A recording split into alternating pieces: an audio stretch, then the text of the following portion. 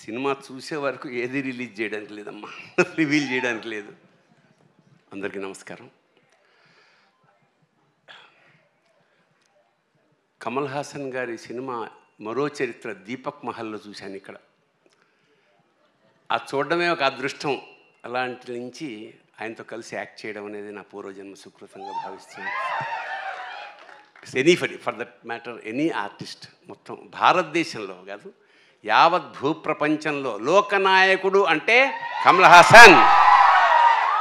That's all. అంటే ఒక character కోసం ఆయన తీసుకునే శ్రద్ధ, కమిట్మెంట్.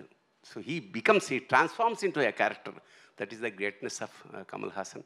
చరిత్ర మనకి బంగారు పుటలు చరిత్ర రాయాల్సి వస్తే కమల్ హాసన్ కోసం ఒక పేజీ కాదు, ఒక పేరా కాదు, ఒక బుక్ రాయాల్సి వస్తుంది. అలాగే మణిరత్నం సార్, ఆయన సినిమాలు చూసి పెరిగాం మేము. ఆ క్రమంలో నాకు అద్భుతమైన అవకాశం మిస్ అయింది ఒకప్పుడు. రజనీకాంత్ గారి సినిమా ఒకటి.